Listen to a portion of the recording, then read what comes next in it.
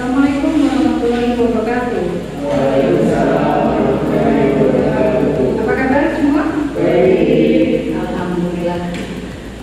Sudah pernah kuliah dengan Bunda? Sudah ya. Oke, kali ini Bunda akan mengampu mata kuliah ekonomi makro ya. Kita akan sepakati dulu nih kontrak perkuliahan kita supaya kuliahnya nanti lebih tertib ya. Biasanya kalau mau kuliah kita akan baca kontrak belajarnya dulu supaya kalian paham. Yang pertama adalah ini kenalan, Bunda udah kenalan dengan kalian. Yang kedua adalah materi nanti akan Bunda sampaikan. Kemudian kalian harus mentaati tata tertib selama perkuliahan supaya lebih kondusif. Kemudian mahasiswa nih nanti kalau sudah kasih materi yang aktif akan ada nilai tambah ya. Jadi kalau yang pasif main ambil sendiri ya udah nilainya juga pas-pasan. Kemudian batas keterlambatan yang suka males kuliahnya. Jadi ada batas keterlambatan di sini berapa? 30 menit. Setelah 30 menit lebih baik tidak bisa mengikuti mata kuliah Bunda. Kemudian perkuliahan ini akan dilaksanakan berapa? 14 kali pertemuan, 6 kali pertemuan kita UTS. Selanjutnya 6 kali pertemuan berikutnya setelah UTS akan UAS ya.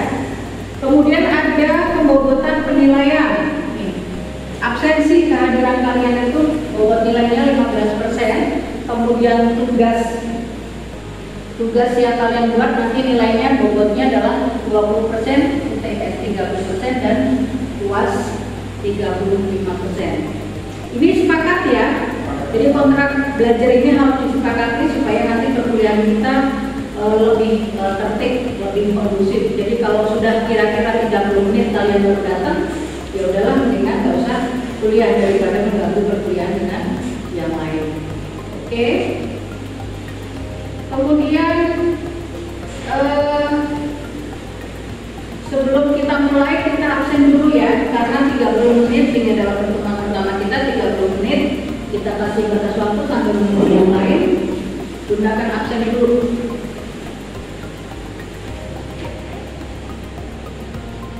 Oke, Haidar ada nggak? Ada Bu. Haidar ada. Muhammad Rizky Rifai. Masih Aprilia. Saya ada. Saya ada. Tiara, Irana, Dewi Tri, Samsul, Fahri, Razita, Khairul, Ansa Putri, Zahra, Fauzia, Immanuel, Anissa. Oke? Kita lanjut ke pembahasan materi ya.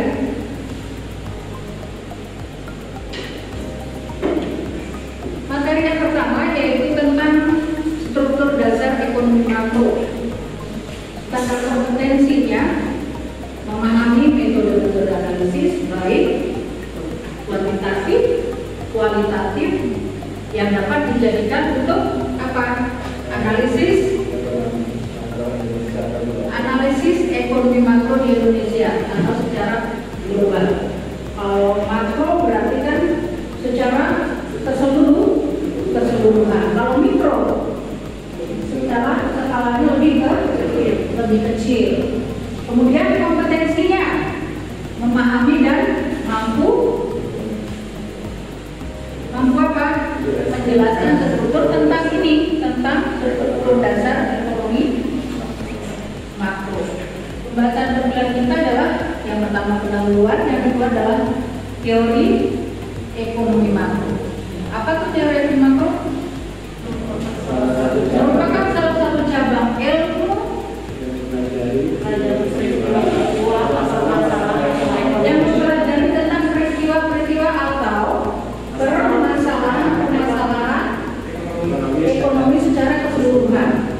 yang terjadi di Indonesia. Baik kalau secara keseluruhan, berarti skalanya baik yang kecil ataupun yang besar. Nih, masalahnya nih, masalah-masalah tersebut diantaranya tingkat pendapatan atau produksi nasional. Jadi kalau sudah tingkat pendapatan produksi nasional berarti secara besar secara keseluruhan. Kemudian kesempatan kerja, pengangguran, ini juga menjadi permasalahan yang cukup pelik, yang cukup besar, sudah menjadi permasalahan nasional. Karena kalau dengan banyaknya pengangguran otomatis akan mengganggu stabilitas ekonomi negara Indonesia. Kalau penganggurannya tidak terjadi di Indonesia, berarti mengganggu stabilitas ekonomi suatu negara. Karena pengangguran ini bukan cuma milik orang Indonesia, ya kan? Kemudian perubahan harga yang terjadi dalam suatu perekonomian. Kenapa itu dijadikan suatu masalah? Kalau terjadi perubahan harga berarti terjadi inflasi. Berarti harganya tidak stabil. Kalau terjadi inflasi, berarti kalau inflasi harganya menjadi naik. Berarti barangnya ada nggak? Barang-barangnya banyak nggak? Enggak. Kalau harganya naik berarti barang-barangnya banyak nggak? Enggak. Barang-barangnya sedikit sehingga harganya barangnya langka sehingga harganya menjadi naik. Makanya harus ada pengawasan. Pengawasan dari siapa? Dari pemerintah. Supaya apa? Antara barang dan jasa itu bisa dikendalikan oleh pemerintah supaya harga-harganya menjadi lebih stabil. Nih, beberapa sektor teori ekonomi makro. Ada sektor rumah tangga. Sektor rumah tangga itu pengeluarannya yang paling rumah tangga paling besar. Karena segala sesuatu bermulai dari rumah tangga. Biaya hidup yang paling mahal adalah berasal dari rumah tangga. Kemudian ada sektor perusahaan. Sektor perusahaan berarti sektor swasta. Kemudian ada sektor pemerintah dan sektor luar negeri. Ya, jadi ini adalah sektor ekonomi makro. Jadi ada sektor yang paling dominan yang harus diperhatikan oleh pemerintah. Jadi semua neracanya harus diaudit secara tepat. Permasalahan ekonomi makro. Nih, masalahnya apa? Ada masalah jangka pendek berarti stabilisasi. Ini apa sih yang dipikirkan dalam masalah jangka pendeknya dari inflasi?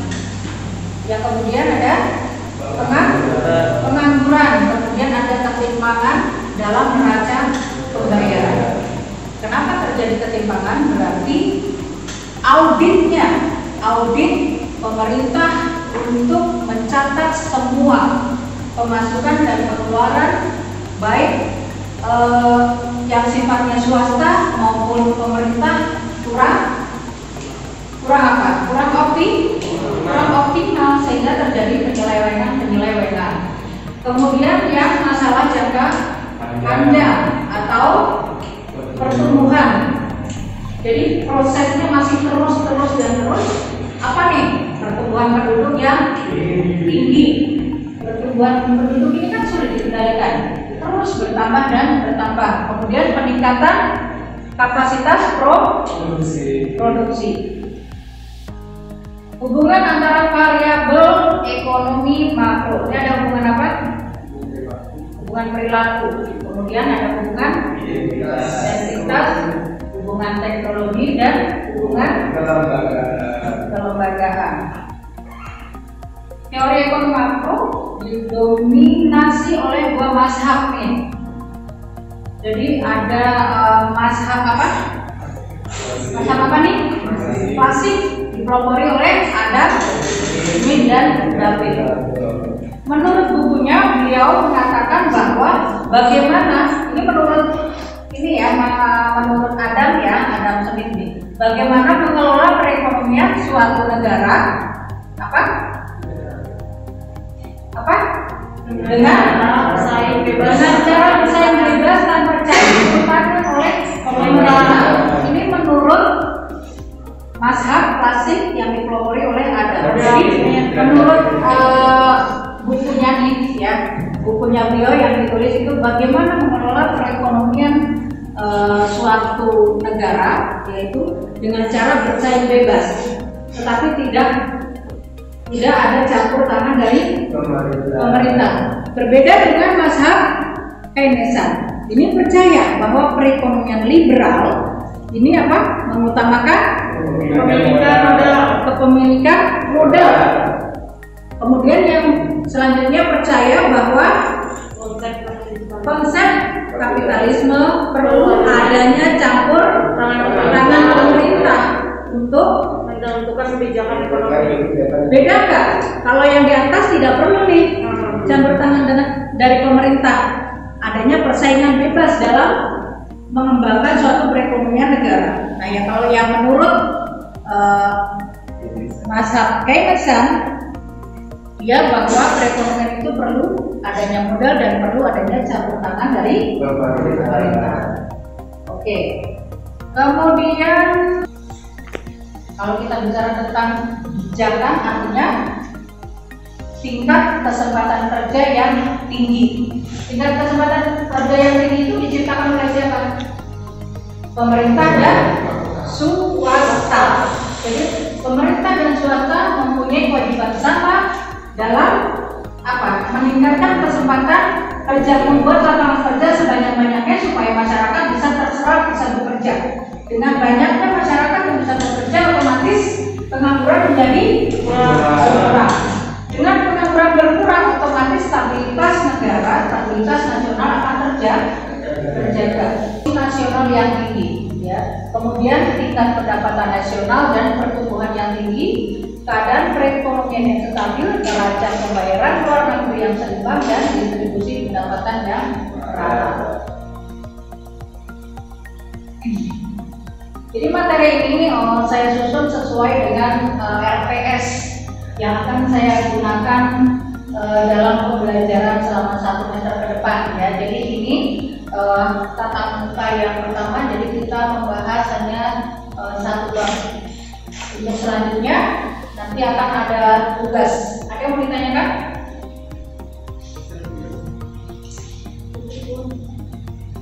Cukup ya. Oke, sekarang tugas kali ini adalah studi kasus. Jadi kalian harus membuat kelompok, untuk menyelesaikan tugas yang diberikan. Kemudian kalian harus, ini adalah untuk studi kasus kelompok 1, kelompok 2. Setelah mata kuliah ini kita bahas, kemudian ada tugas yang kalian harus kerjakan, yaitu memecahkan suatu permasalahan. Permasalahannya apa? Studi kasus yang pertama, ini kan untuk kelompok pertama, ya. Kelompoknya kita sudah bagi. Ini masalahnya, ya. Jadi masalah ini salah satu sektor yang paling terpuruk adalah pariwisata, betul nggak? Betul. Kenapa? Karena terjadi apa? Penurunan wisatawan asing atau wisatawan mancanegara ke Indonesia. Sehingga kenapa dikatakan menurun? Karena devisanya juga menjadi menurun. Karena apa? Dampak daripada pandemi yang sekarang terjadi adalah COVID-19. Jadi kalau di Bali, kan kalian tahu di Bali adalah pariwisatanya paling menghasilkan devisa negara paling tinggi, betul nggak? Dengan adanya COVID ini sehingga pendapatan baik pemerintah daerah maupun skala nasional pasti devisanya akan menjadi berkurang, menjadi menurun. Nah, kasus ini kalian harus cari data yang akurat di lapangan, kemudian harus kalian cermati, kalian telaah ya. Dari kasus ini kalian buat makalah, kalian buat video penugasan, durasinya 5 sampai 7 menit aja, kalau 15 kepanjangan nanti ya. 5 sampai 7 menit. Nah, di sini adalah permasalahannya ini.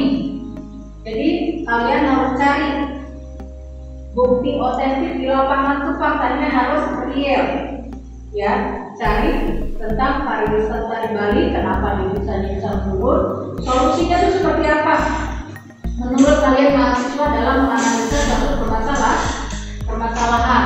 Kemudian dibuat kesimpulannya dan kira-kira inovasi-inovasinya apa ya, supaya bisa meningkatkan daripada perekonomian pariwisata khususnya di Bali ya.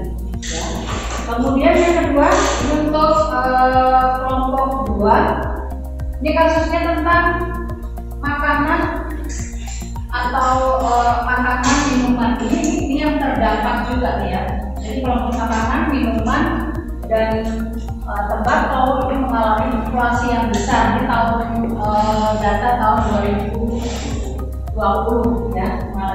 Nah, yang terdampak yang kemarin kita rasakan bersama bahwa harga ini ada kan, harga cabai rawit kemarin sempat melonjak ya kan. Kemudian ada juga harga apalagi ikan segar, harga tahu, tempe itu mengalami pelonjakan yang luar biasa.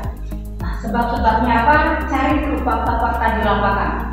Ngalamin nggak? Orang tua kalian ngeluh nggak pada saat harganya tinggi? Betul kan?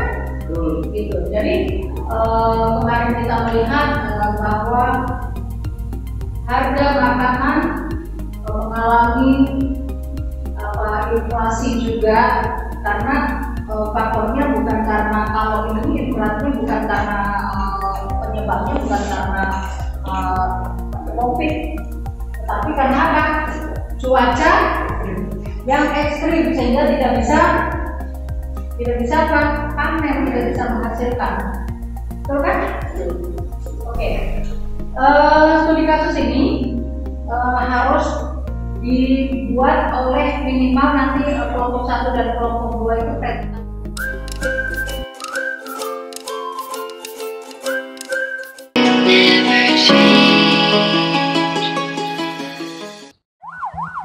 It has the highest COVID-19 mortality rate in Asia, hovering at around 8 to 9%. COVID-19. Sudah lebih dari setahun pandemi ini berada di tengah-tengah masyarakat Indonesia. Ia mengacaukan kesehatan serta perekonomian negara Republik Indonesia.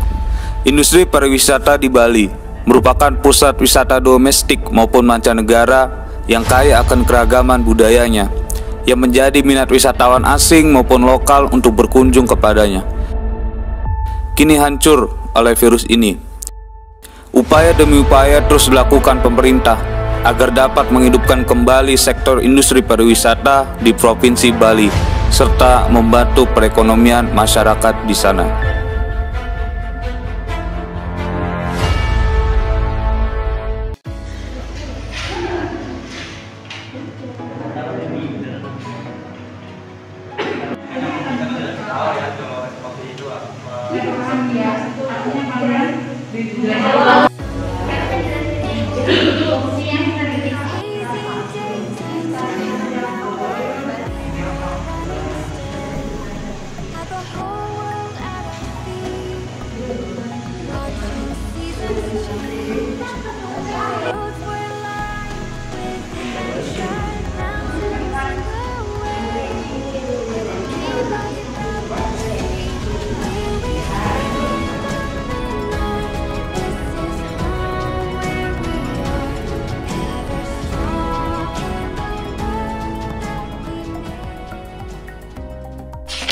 Menurut Dewa Madya Indra, pada tanggal 29 Juni 2021, selaku jubir Satgas COVID-19 Bali menyebutkan kasus positif COVID di Bali saat ini mencapai 15.755 orang, sedangkan pasien yang sudah sembuh berjumlah 14.800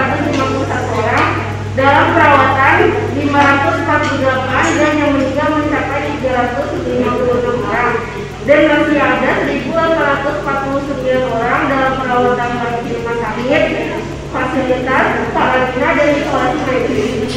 Pulau Bali adalah destinasi terpopuler di Indonesia. Banyak macam wisatawan masuk ke Bali melalui Bandara Ngurah di Bali. Pesan Gubernur Bali untuk wisatawan yang ingin berkunjung ke Bali yaitu untuk menunjukkan keakuratan dan memastikan keaslian hasil negatif uji swab berbasis PCR atau hasil negatif uji rapid test antigen. Surat keterangan tersebut wajib dilengkapi dengan barcode atau QR code.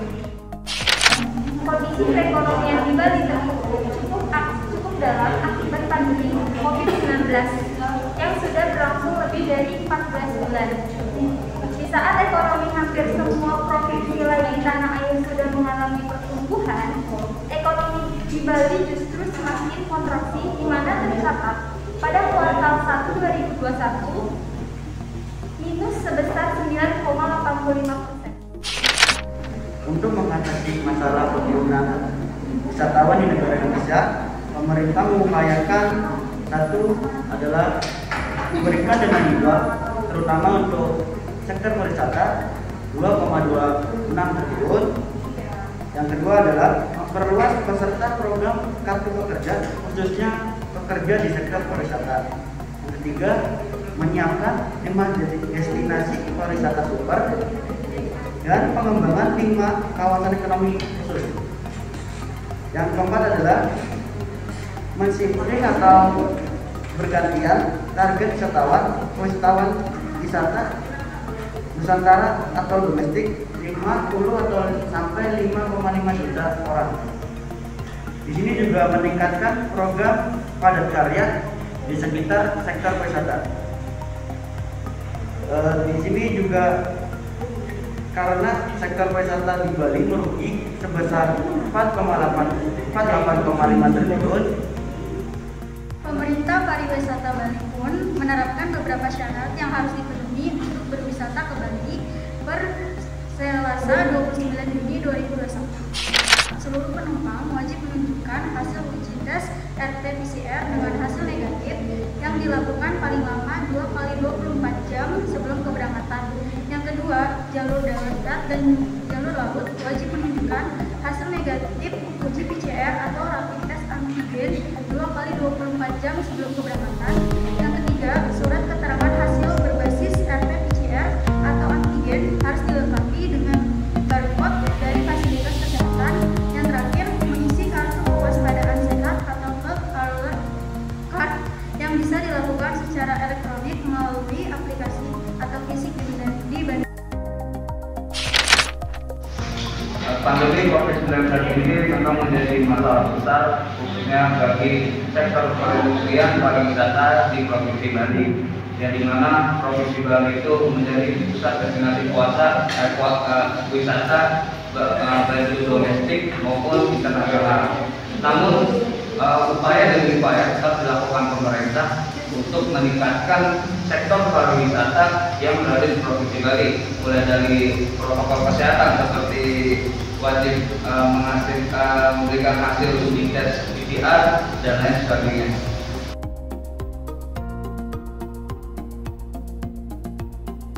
Naikkan inflasi harga kedelai.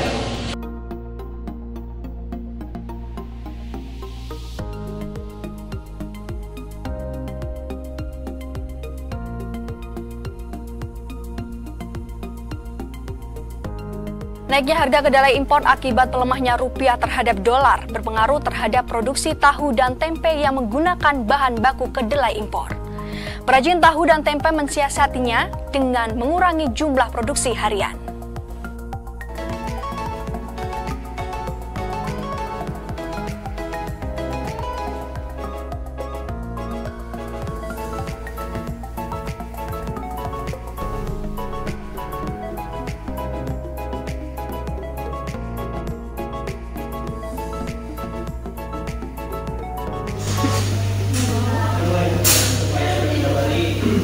Yang kita tambahkan juga, misalnya tadi ada harga tahu dan tempe itu naik. Misalnya itu kenapa bisa naik? Sekarang mulai dari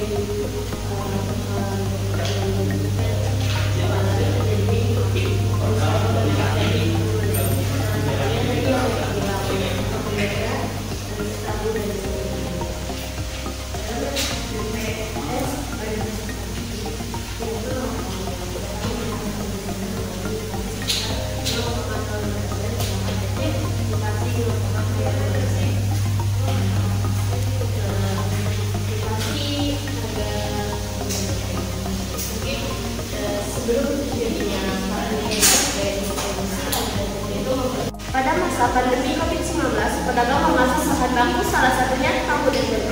Harga tahu dan tempe bisa naik. Menurut BPS, Badan Pusat Statistik Setianto mengatakan bahwa harga tahu mentah pada Desember mengalami inflasi sebesar 0,05%, sedangkan tempe inflasi 0,05%. Yang menjadi bahan baku tahu tempe adalah kedelai. Pedagang tahu dan tempe memilih bahan dasar menggunakan kedelai karena kedelai banyak memiliki kandungan di dalamnya seperti antioksidan, insoflavon, vitamin C, vitamin D, magnesium, folat, selenium, zinc serta lemak baik omega 3 dan omega 6. Berkat kandungan nutrisinya yang tinggi, kacang kedelai sudah lama dikenal sebagai salah satu jenis makanan sehat. Kedelai adalah salah satu tanaman jenis kolong-kolongan yang menjadi bahan dasar banyak makanan seperti tahu dan tempe. Kementerian Perdagangan mencatat harga kedelai impor naik 3%. Harga pada Desember 2020 menjadi 9 per kilogram sampai 9.500 per kilogram dari 9.000 per kilogram pada bulan sebelumnya. Belum, 1, 2, 3. Penyebab harga kedelai naik adanya kenaikan kedelai karena tingginya permintaan kedelai dunia. Kenaikan harga kedelai impor dipengaruhi sejumlah faktor global, terutama supply dan demand. Rendahnya minat petani dalam menanam kedelai dikarenakan biaya produksi lebih tinggi dibandingkan harga jual.